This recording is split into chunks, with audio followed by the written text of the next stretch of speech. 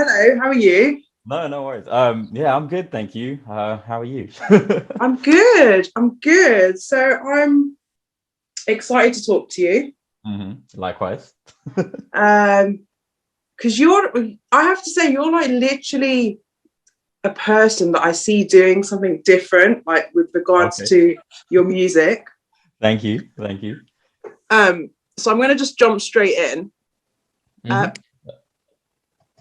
why Korean rap? Okay.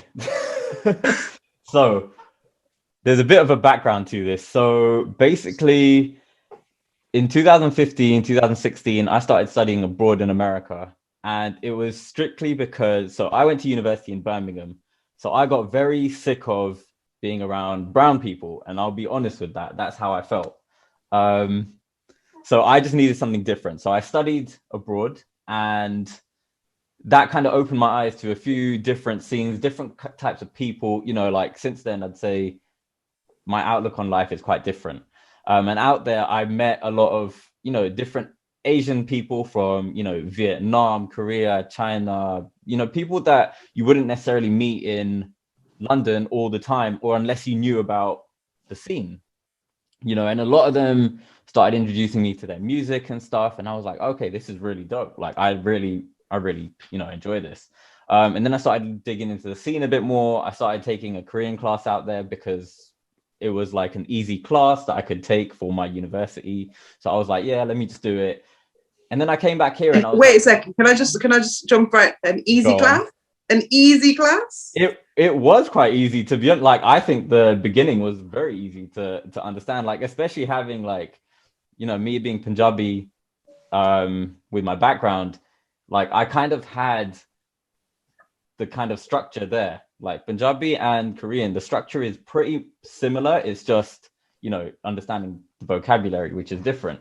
So I was like, you know what, this isn't too bad. So I started learning it. Then I was like, you know what, I want to try and be in that market. I want to be a brown boy in that market because I've seen collaborations. I saw um, people like Eric Bellinger, different people from the States who weren't necessarily Korean doing collaborations and whatever. So I was like, all right, cool. Came back to the UK, finished my final year, and I realized there's a whole scene of people in that Korean kind of, I don't know, like interest group.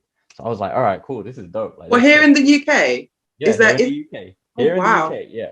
And it's one of those ones where you don't know about it unless you like actively go into it and try and follow it.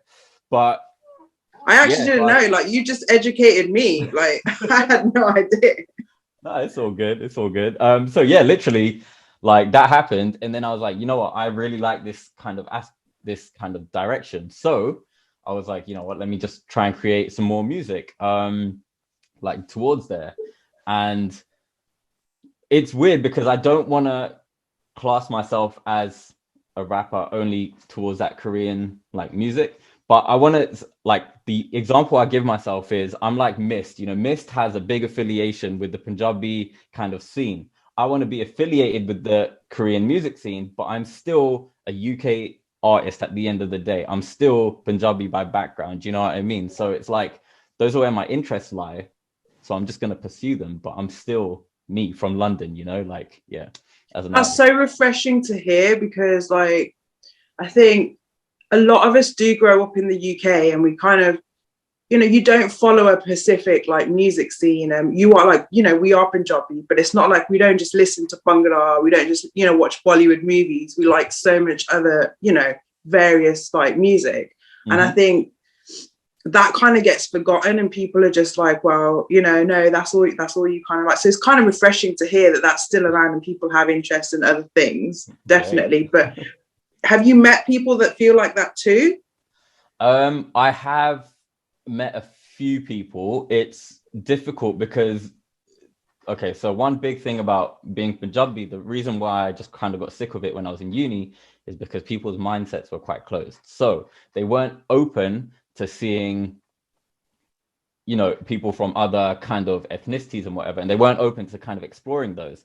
Um, so, people would just dismiss it essentially. So when, like, I have friends who now are more open to the kind of Korean music scene as well as, you know, other Eastern Asian kind of scenes. But before then, it was very closed. Like people just don't know about it, you know. And so there are more and more people getting into that kind of area. Like that, like as the years go by, there's more interculture kind of mixing, which is great. You know, I see it even with Punjabi music, Punjabi people as well.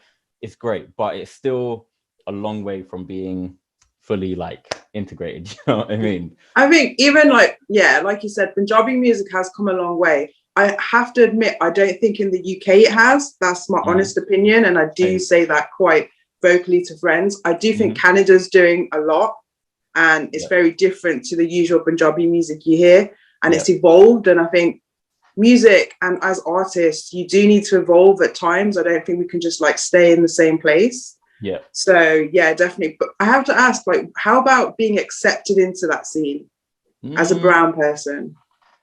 So it's weird because anyone, like when I was starting out and saying to people, like, for example, in the UK, there's a Korean town, New Malden. It's not far from Kingston. It's actually right next to Kingston. And so there are a few like UK Korean artists from there that I got to know. And they were initially very accepting of it. You know, they're like a lot of them are my friends now. We don't talk every day, but you know, it's what it is.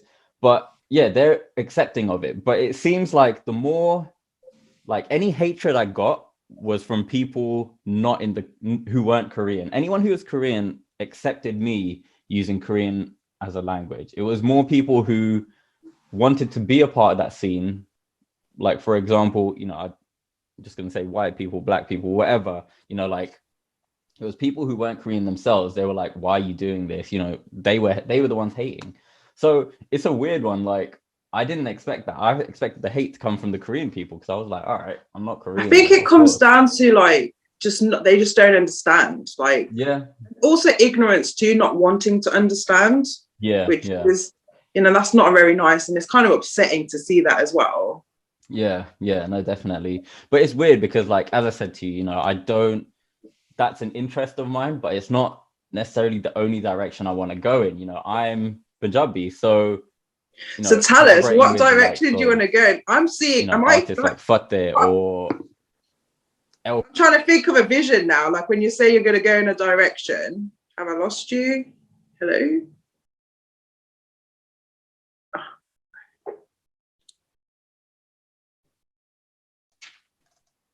Hello?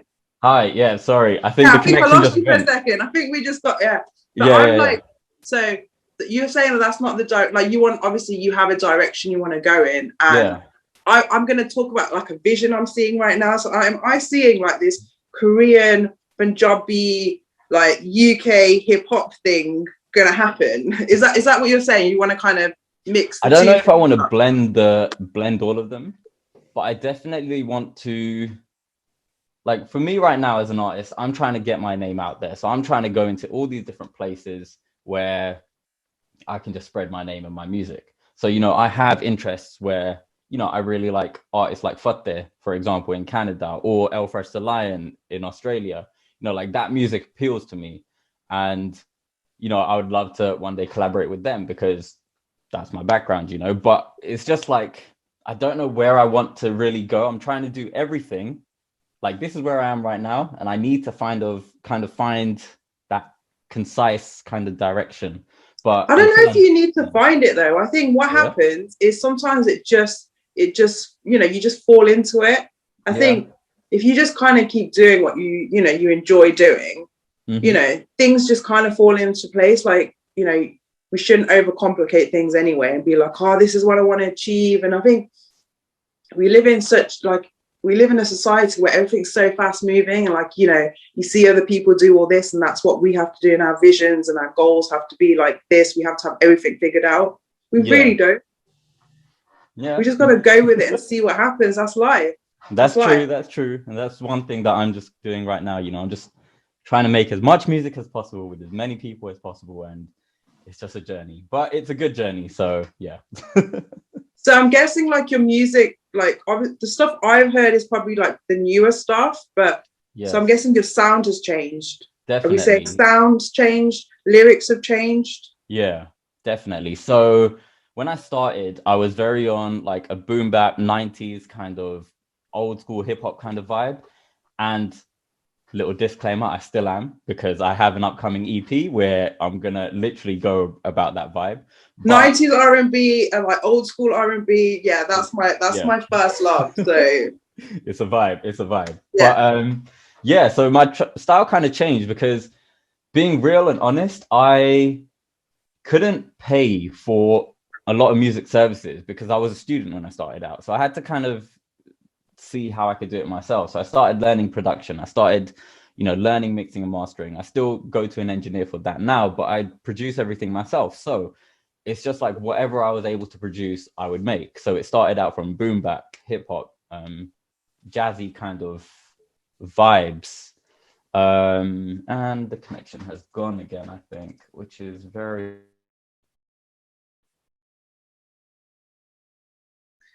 Yeah, we keep losing. We keep losing Poet over here.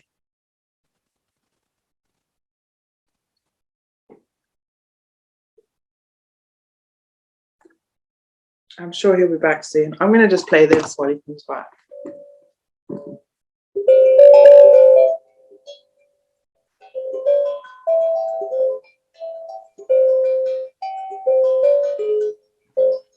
Hey, I was just like, I don't understand why this connection is going all the time. So I was like, I'll just wait for him to come back. I'll just play on my handpan over here and just wait for him to come back. Okay, I just opened like a few doors, so like hopefully that'll work out better. Yeah. So okay, we were talking about your music changing. Yes, sorry. So yeah, yeah. Sorry, go on. Carry on. One thing is, our lyrics. I don't want to say our lyrics important. I mean, like, obviously lyrics are important, but what you say, is it more important now than it was back then? I think it's changed because I came from a poetry background. So I used to write a lot of poetry, and that used to just be me. So it's very lyrical, very, I had to kind of think about how I wanted to say things. And that was reflected in my early music. Now, as I've shifted from a poet into an artist, the way I've had to kind of write things has changed. So it's not necessarily that it's less lyrical, but it's got to appeal to a wider audience, kind of. And you can't use poetry to appeal to a hip hop audience, or you can in some respects. I believe all music is, or all lyrics are essentially poetry, because they all use rhyming patterns. They all use, different kind of techniques to kind of get you engaged. But I think as I've grown as an artist, I think there have been times where I haven't written, as lyrical kind of content, but it's more appealing. So it's more like, what I'm going through, what I enjoy. For example, I have a track called Soju. Soju is a Korean drink, a Korean alcohol, liquor. So that's not lyrical at all, but it explains my journey with Soju, like what the good times I've had. I talk about being in America, with my friends drinking and whatever. And it's just because that's what I went through. That's a journey that I've gone through. So it's not necessarily that, it's less lyrical. It's just my journeys have changed. My outlook has changed. So that's reflected in my music as well. Yeah. And like, what about music releases? Like, is your music released over there or? No, so it's all released here. So that was when I started. So I only actually put an EP out when I was out there. And then everything is released here. I do everything myself because, unsigned artist, independent, whatever.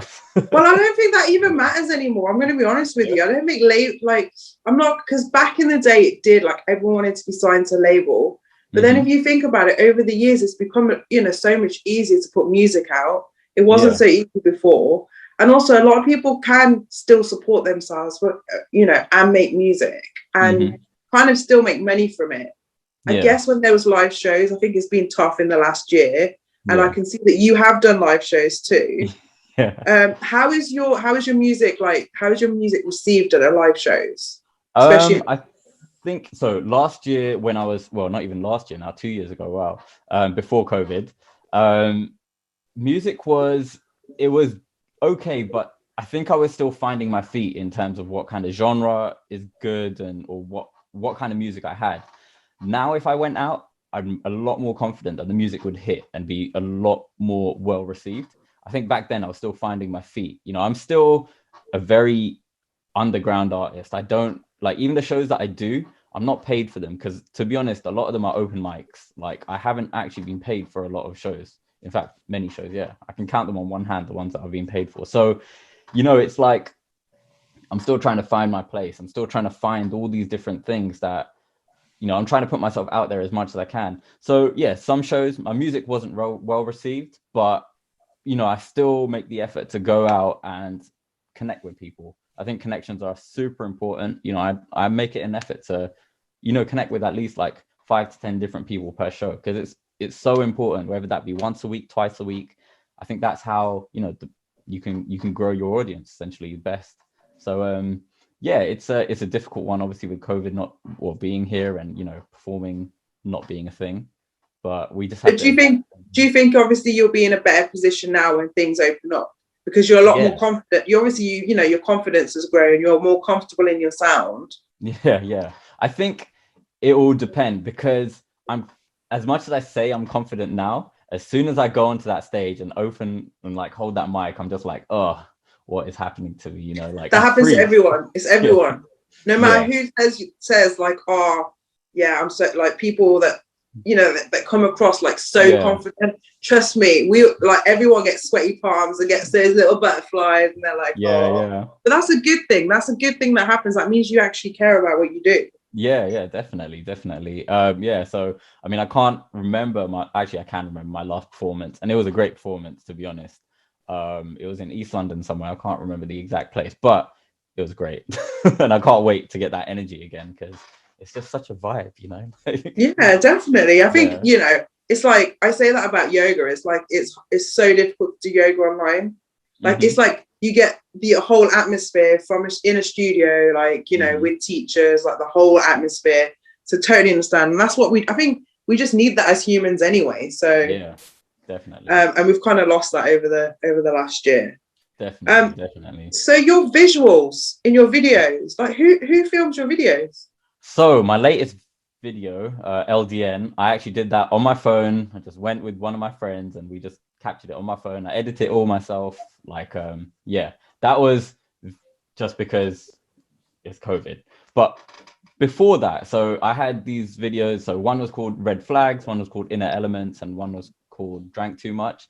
Those three were all done by this one videographer, and he's really, really dope. Like, he is not based in the UK anymore, which is sad because I really like his stuff. But like, it's all through referrals. Like, I just asked my other friends who are music artists, you know, where do you get your stuff from, or where do you do this, blah blah blah. And it's just, that's it. I just have to, you know, I think being in music is great in that sense because we're all a big community. You know, if people need someone or need a service, they're not gonna hold it back from you. They're gonna just be like, oh yeah, contact this person, this person's really nice or whatever. So yeah, it's the visuals are all so far from that one person. You know, now since COVID and I whatever, know, but I've even seen, like yeah, for London, I mean, yeah, that's why I was asking because that it was right, pretty creative. right, okay. Wait, are you talking about the video itself or like the other assets like that I've put on I mean, I Instagram? think Or, it was just like the way it was filmed, it kind of yeah, was a little bit edgy and it yeah, wasn't like perfect, yeah, but that's what drew attention to it for me. yeah. Okay, Because I don't cool. think like perfection is where it's at. Like, you know, nothing's really perfect in life. Yeah, And I think authenticity is important. And I say that all the time. yeah, And I think that comes across, and it comes across like that you're obviously, you know, you're working hard at it. And it yeah, seems like you have it seems like a lot of effort has gone into it just because things aren't like, you know, crisp, clear, and you don't have the best like camera equipment. But our phones are designed for all this stuff now. We can like yeah. be anywhere and just be online. So Yeah. No, definitely. Yeah, as I said, you know, that was just me and one of my friends. We both don't have any background in editing or filming or anything. So like we were just like, yeah, let's do it one day. We just went to like near the London Eye. We just took a lot of shots like in different areas. And we were just like, yeah, let's do it. And then I came back and edited it over like 3 or 4 days. And what you see is just everything from me. Editing is just like, you have to think of like every detail. It's so like, yeah, you know, it's such a pain. yeah, it's a pain. It's a pain. I don't know how people do that as a job, because I'm just like, Yeah. I don't know if I could do this like full time. I mean, You know what? I think as you do it more, it becomes second nature to you, because a lot of these things I was YouTubing how to do it. But like if I did this as a full-time job, I would be a lot quicker with it. You know what I mean? yeah, definitely. Yeah. Yeah. So what's on your playlist? Let's say, like, what are you listening to right now? It's very, very mixed. I'm not gonna lie to you. So Okay, let me yeah, break that down then. Okay. sure. If you're not having a good day, Yeah. what song or what kind of music are you gonna like No, go let to? me look at my Spotify, because I've got the reason it okay, it just helps me a lot. So if I look at my liked tracks, which are just the everyday kind of ones, I listen to a lot of Punjabi music, like old school Punjabi music. Like Shera Dikam, if you know that track from back in the day, Gora Gora Rang, Mahi Ve Mahi, all those old school early 2000s or You 2000s. can't beat those though. You They're can't. so good. You know what I mean? Like that garage kind of influence that happened with Punjabi music. It was just great, you know. So I love that. Also, I'm a big R&B guy, so I like listening to different R&B sounds. And it's weird because I listen to a lot of, there are a few Filipino artists that obviously speak in Tagalog, and I listen to their music because what I've found with music is I don't necessarily need to understand all the words to get the vibe, you know.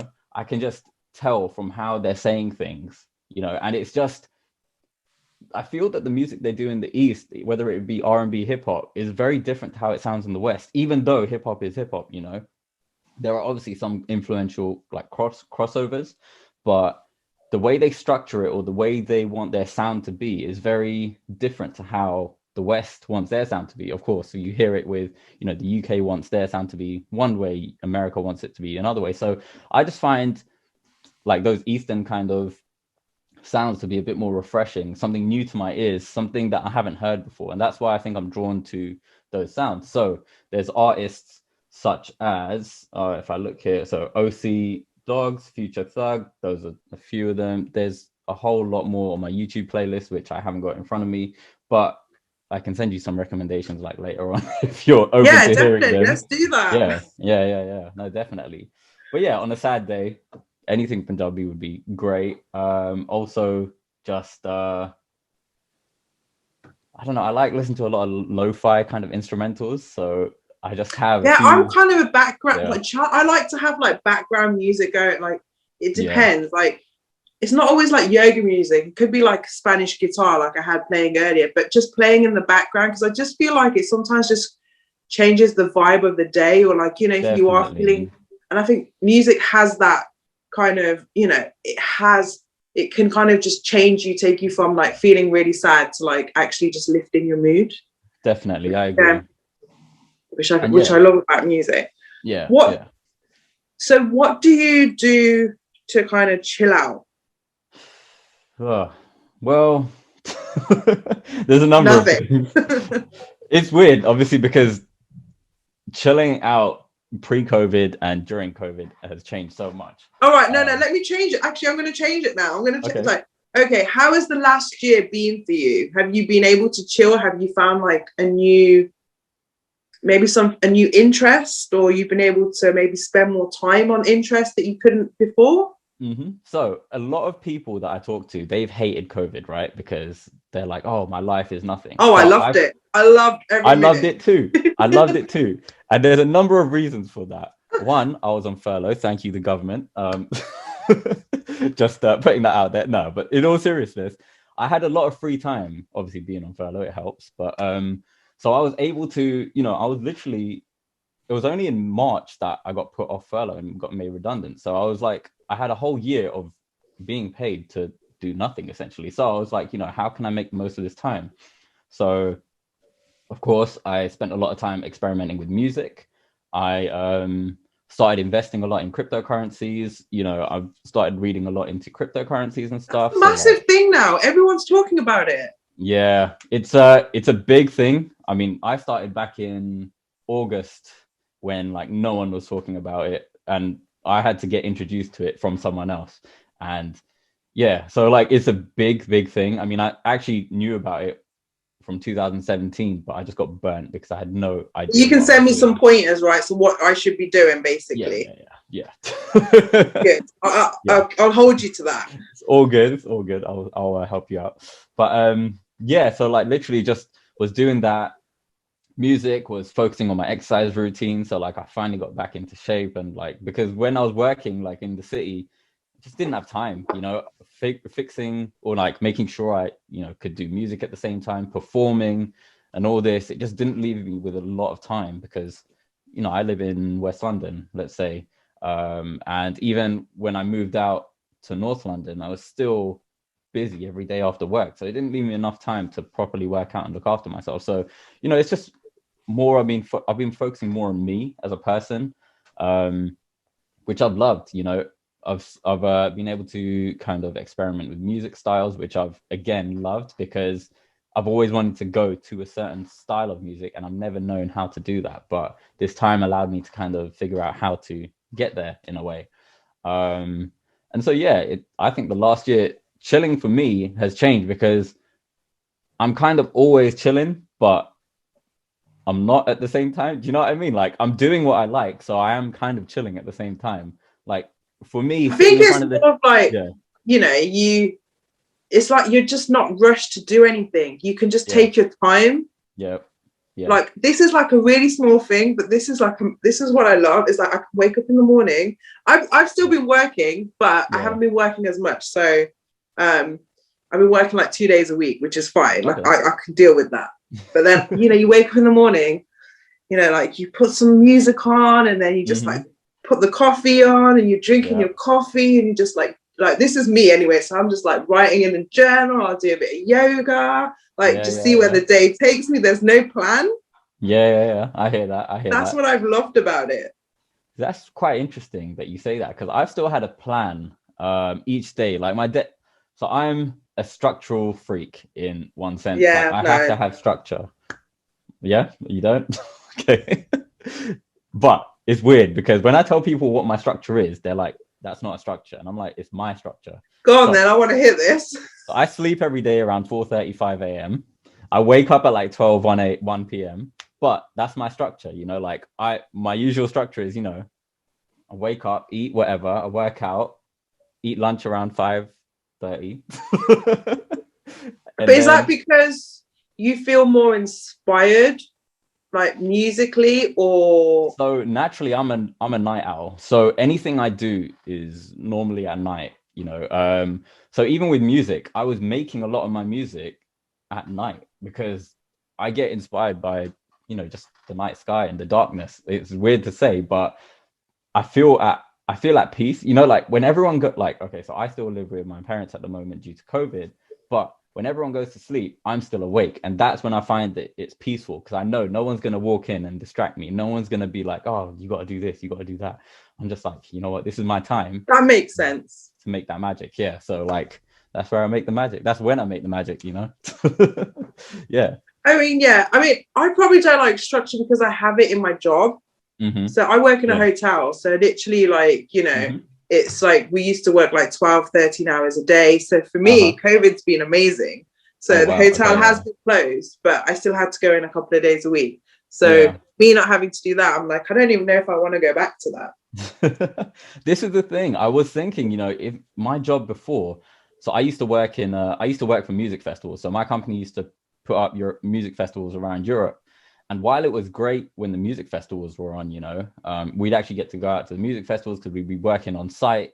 So one example is Hideout Festival in Croatia. It's a great like festival. But the rest of the time throughout the year, you're in the office. And it's that office life that I don't know if I can, you know, get back to. I just can't imagine sitting in an office from 9 till, you know, 6 or whatever. I don't know. But saying that, I think a lot of people probably thinking the same. Yeah. Because I think the last year has just given people an opportunity to kind of, I think I was talking to a friend just recently and she was like, she goes, you know, she's got 2 kids. And she was like, oh, well, this last, she goes, I didn't know who it was. She goes, I didn't know who I was. And then life just kind of came to a standstill. I'm at home with my kids when I'm always like working. And she goes, I had to kind of figure out who I was. And I think that's what people have done this last year, is to, you know, reconnect with family and friends, and reconnect with old hobbies and passions that they were like really passionate about that you just don't have time to do. Yeah. Because all earning money. Yeah, that's it. Like people just do the 9 to 6 whatever grind. I know people say 9 to 5, but it's not really 9 to 5. 9 to 6. I know. I don't know why they say that for. It's definitely not in hotels. That's for sure. Yeah, definitely. But yeah, so like people say that, but it's like, where's the time to chill? People just, you know, the thing that frustrates me sometimes is because I'm obviously, as an artist, I have to be proactive. I have to go out to shows. I have to constantly do things out of work hours. So when people tell me they just go to work and come home and just watch TV, and it infuriates me sometimes, because I'm like, oh, come on, there's so much more you can be doing with your time. You know? Do you not watch TV? Only like just before I'm about to sleep, or when I'm eating. Like, but it's like 1 20-minute show, and that's it. Like I don't really watch TV outside of that. Movies? Like if I have to work out inside, I'll work out in front of a movie because it's like the perfect time. Like, but I don't sit down to watch a movie. I've got too many things in my head that I'm like, oh, I have to do this, I have to do that. Like I'm very like that. But I'm sure you're looking forward to like at least seeing friends and stuff again, because I mean that's one thing I've definitely missed, is like my friends, my family and stuff. Definitely. Yeah, I think that will be nice. Also just meeting up with other music friends, because I haven't been in a kind of music space like a studio. You know, luckily I have everything at home. So as you can see, I've got my mic here, I've got my setup here, but I haven't been able to collaborate with people in person. All the collaborations have happened over the internet. And while you know you can get good collaborations like that, it's not the same energy that you get bouncing off each other, reflecting off each other when you're in person. You know, even just music events, you know, networking with people from the industry, all these things were great, and I can't wait to do that again. But I'm just thinking, how different is it going to be post COVID? You know what I mean? Like how are people going to react to other people? You know, I don't really know. I think people are anxious anyway, but then I kind of think here in London, I mean, it just looks like everything's back to normal out there. So I don't think people really, do you know what it is? I think people are just, it's been like a year, let's say it's been like over a year that this has been happening. They're just stuck with being indoors. Yeah, that's true. And, you know, we're used to seeing people, like you say, we bounce off people's energies, and, you know, we work with people, but we've all been stuck in our own houses. And like, which in a way has been good because you get to do your own stuff, but also it hasn't, because of like, you know, we need that human touch element. Yeah, definitely. Yeah. It's an interesting time. Yeah, it will be interesting to see how society will plan out with the whole COVID situation and stuff. Yeah, definitely. So you said poetry. Yep. Have you stopped writing poetry now? Yeah. Well, in one way I'd say yes, in another way I'd say no. I believe all kind of lyrics are poetry anyway. Like, you know, just because I don't perform them as a poetry piece doesn't mean that lyrics aren't poetical in any sense or manner, you know. So I believe I'm still writing it, just not in that spoken word kind of way that I used that's what you, so when you said poetry, that it was more it was spoken word that you were talking about. Okay. Yeah. So I used to be to be really honest, I really wanted to do music anyway, but I thought, you know, me as a teenager, I was like, oh, if I go into music, I'm gonna get this reputation around where I live, you know, that I'm going to be, oh, he's just trying to be a rapper, blah, blah, blah. And I was just like, I'm not about that life. I don't want to do that. So I was like, yeah, if I just... No, but does that still happen? Well, I don't know. I'm hoping we've moved on from that. This was like 10 or so years ago. So I'm like, I think back then it was more of a thing where, yeah, if you tried to do anything like that, people were definitely like that 10-15 years ago. Definitely. Now maybe not, because it's so, you know, anyone can do it really. Are your family supportive of what you do? Yeah. My mom was like, as long as you have a degree behind you, I don't care what you do. And so that's why I was in uni. I finished uni, you know. Yeah, but like I mean, I have, my job is in marketing. I work in marketing technically, but yeah, music is a side hobby. It's a passion. I would love to do it full time, but it's just if it gets there, it gets there. If not, as a hobby, the networking that I've had from it, the people that I've met, it's great. So like, even if it doesn't take off, I've still given it my all, I think. So yeah. Yeah, I mean, I think it's important to have that support as well, especially like from your family and your friends and everything, because I think it really helps you grow as an artist as well, as a person. But what kind of music did you grow up on? Like, what were your parents listening to? My parents, I mean, so my dad, as much as he says he's not a music person, like I never hear him listening to music, so like it's quite difficult. But I'd say like him and my uncle really like old school kind of Punjabi Hindi music from like the 70s, 80s, 90s, like people like Nusrat Fateh Ali Khan as well, and like, or like the older generation, like that's what he would like listening to. Malkeet Singh, all these the older generation of artists, even though they're household names to us, to other people they're older generation. So but I never heard him listening to that. My mom used to have her music on sometimes, but again, she wouldn't have it out in the open, like, but she'd listen to, she was more, well, my mom was born in the UK, so she used to like, English music. So I can't tell you the names of people, but if you stick on Magic like FM right now, she'll vibe to that basically. So yeah. But to be honest, from a young age, I was very into music. Like from like 5, 6, 7 years old, I was downloading music like, when and where I could. I was giving all my computers, like viruses, downloading stuff off LimeWire back in the day, and dear. That was all me. So like, yeah, I remember the first time I played 50 Cent Wankster in the car with my mom, and I was like 8 years old or something, 9 years old. He was like, "What are you listening to?" Wow. That was weird. it. Yeah, I don't think you could do that now, but anyway. Yeah, but luckily, like my parents, like they're not the typical kind of Indian parents. So like I've had a lot of freedom in that sense. My dad was born in Kenya. He came here when he was 14. My mum was born in England.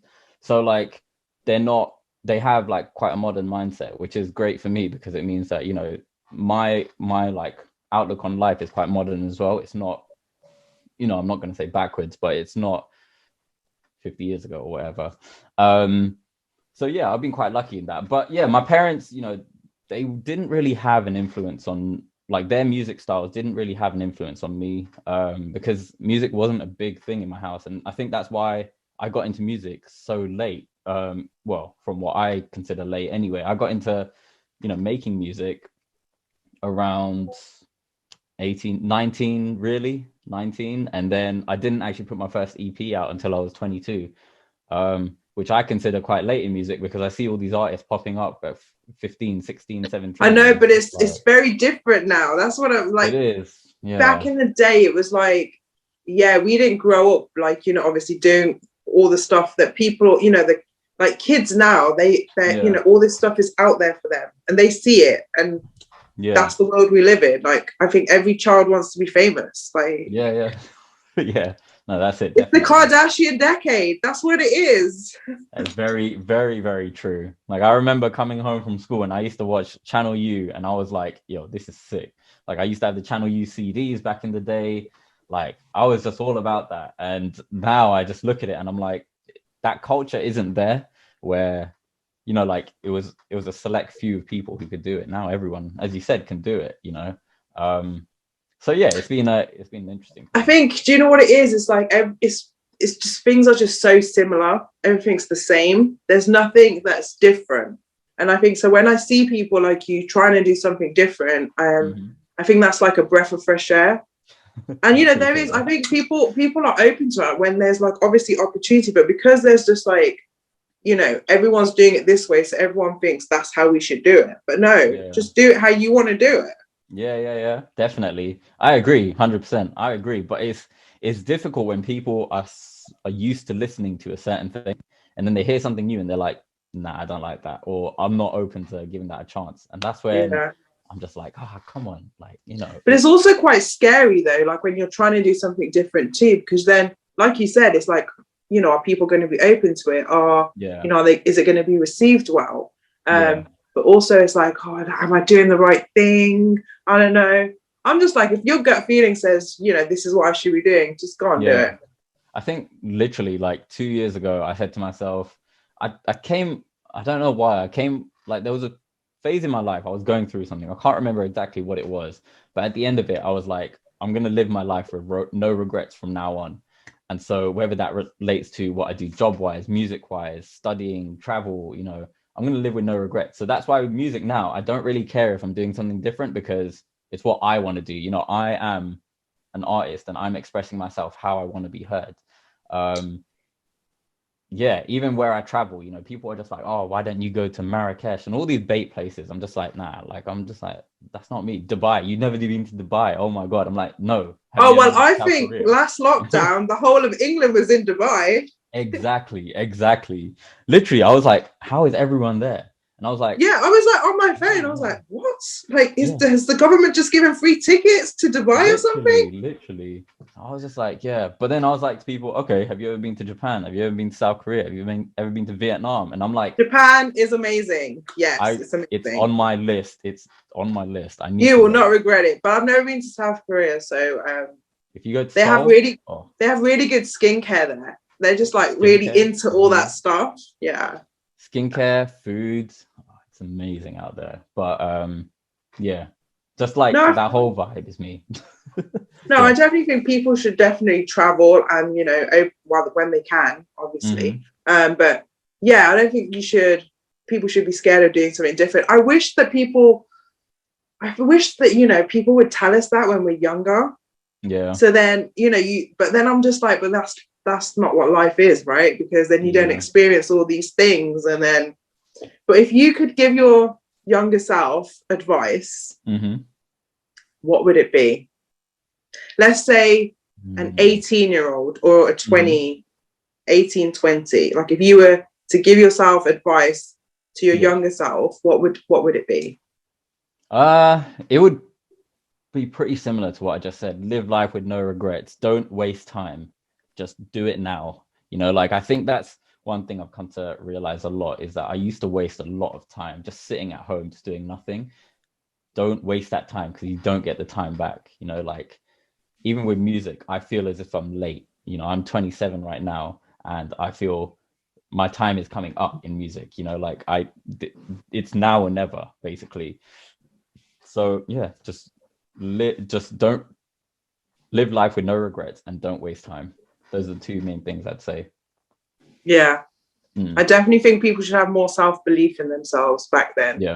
But when you're younger, I think you just don't. Like you're just like you There's want a to lot of follow the peer pressure crowd. when you're younger, you know, Yeah. like school, like, you know, in school, everyone's peer pressure to be the big man of the year or whatever. And I'm just like, looking back on myself, I was like, why did I ever try to fit in with certain people? You know what I mean? Like I had nothing in common with them. Like, why did I even give them my time of day?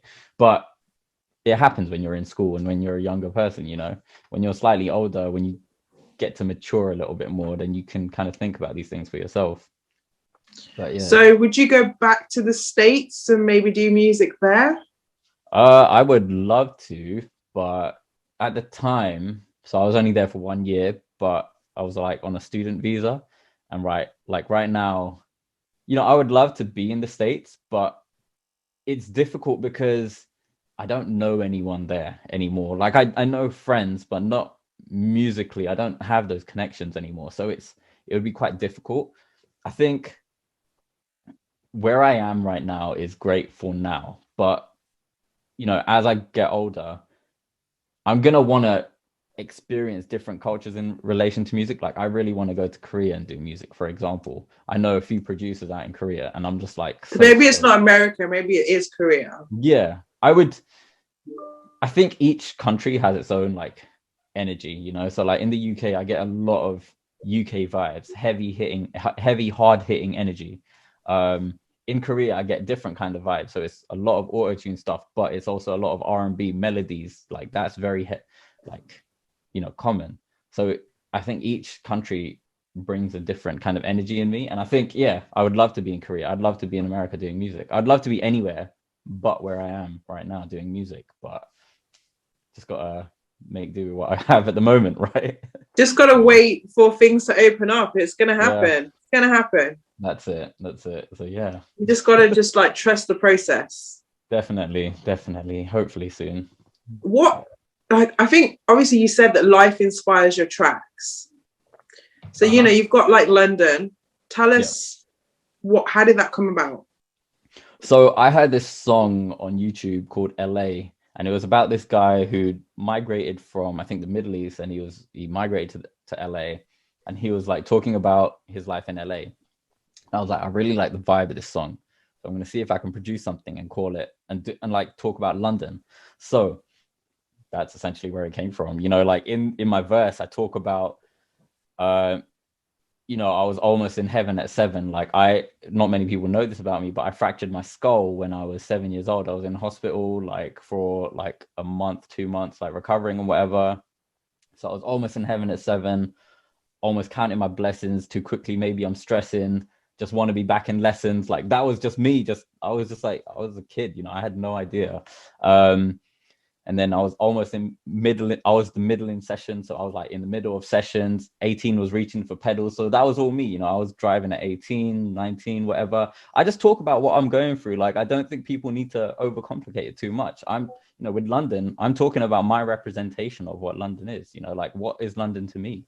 I grew up on the west side of London. You know, I live in Hounslow near Heathrow Airport. Like, you know, it's a very brown town. So like, that's what my representation of London is to a certain extent. But like when I got older and started going central, east, north, west, well, further central west, but yeah, it kind of changed. You know, my perception of London was very different. So it's just talking about how I go from a kid being in London to being an adult in London, and those are two very different things. You know, when you get independence, when you get, you know, the ability to travel on your own and stuff, those all like shape your personality or shape how you view certain situations. So my view of London changed completely when I was going through the ages, and I tried to represent that in my track as well. Yeah. That's really interesting to hear you say that that's how it came about. I mean, I think because I can relate to that, because I'm from Coventry originally, and Coventry's quite a small city. And I couldn't wait to get out of Coventry, I swear. Really? Like, if my mum ever wants, Mom, sorry, Mum. But you know, fair like enough. It's small town mentality. Do you know, it's probably like what you're saying, like your area, like, because you know, you don't go out of your area, so that's all you see. Yeah. But then once you start going out, you start seeing different things, and you know, your mind opens up to different like environments, different attitudes, and different situations. So when I came to London, I was just like, wow, there's so many different cultures here. Like when I first came here, people were like, so where are you from? So I'm like, Coventry, but that's not what they meant. Yeah. They meant where are you really from? I was like, oh yeah, I'm Indian. But like I'm Punjabi. But I was just like, because I'm from Cov. That's like what I used to say. I was just like so oblivious to it. But yeah, I totally get that completely. So where can people find out about you? So my website is one of the main places, poetinitiative.com. But then I'm also very active on Instagram. Again, it's just Poet Initiative. My Twitter, you can follow it. I do have music updates, but it's very cryptocurrency related right now because that's where all the crypto stuff happens. So like all my See, I'm not on Twitter anymore, but like I don't know, I can't do too many social media stuff. I'm really just on Instagram. I do have Snap, but I literally just send my friends pictures and we just do these stupid pictures. Yep. And like Facebook, I used to have it. I can't do that anymore. And TikTok, I started it because I was bored, but I have TikTok as well, but I find it such a mission to kind of like just keep uploading content. Like, because me naturally, I'm not a content creator. I don't like being in front of, you know, like I don't like making stuff, to be honest. Apart from music, I like being behind the scenes. I find it difficult presenting myself in a visual. So like TikTok, I've had to start it, but it's so difficult for me. Like I don't get it. But yeah, sorry. Going back. So the main place would be your Instagram. Instagram would be main place. You're on Spotify.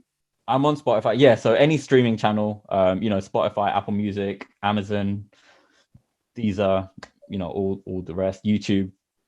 But yeah, if anyone wants to get in contact with me, I'd say Instagram is the best place. I do check my Facebook, my Twitter, etc., but Instagram I'm most active on.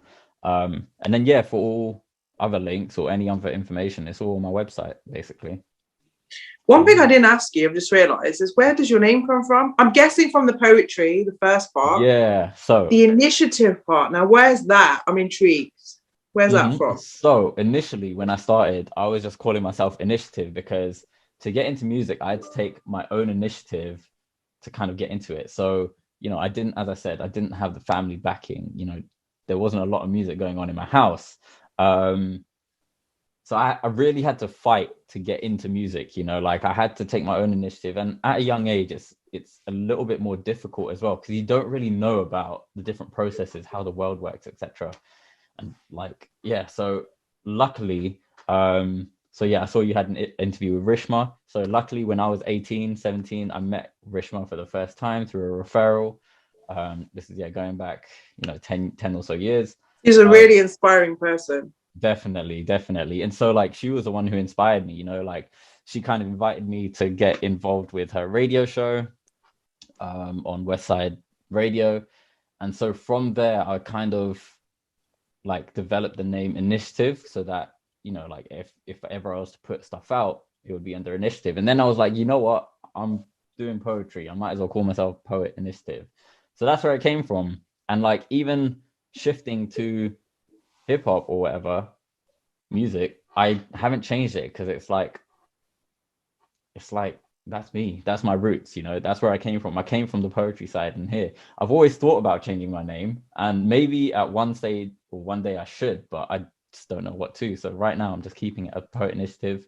It works, right? So it works. Yeah, it's just a bit long, sometimes people are like, oh, it's a long name. I'm just like, it is what it is. It's paying homage to my poetry and how I had to take initiative to get into this. So yeah, that was it. Yeah. Well, thank you for taking time to speak to me. Thank you for having me as well. And everyone should go and check you out. Definitely check out your Instagram, and that's where they'll find all the details. And I'm really excited to see what else we hear from you, and when things open up, what we're going to see. I look forward to it. I look forward to seeing you live. Oh, thank you. I appreciate that. Well, I can say that I've just received two sets of artwork back. So hopefully I'll be scheduling these tracks. One's going to be called Dream Chaser it's going to be an R&B type of vibe. And one's going to be called Rise Up with a Korean artist. And that's going to be in the future. But hopefully in a month or two, I'll be able to release Dream Chaser. And in a month or two after that, I'll release this other one. So those are the things to keep an eye out for, I guess. Amazing. We look forward to it. So thank you very much. And thank you for having me again. Yeah. And like I said, I'll talk. So send me those cryptocurrency. I need to know about this stuff, man. I give a lot of my friends lectures on this stuff. It's very, very difficult to get into, but yeah, I can definitely send you some stuff. Thank you. Take care. You too. Bye. Chat soon. Bye.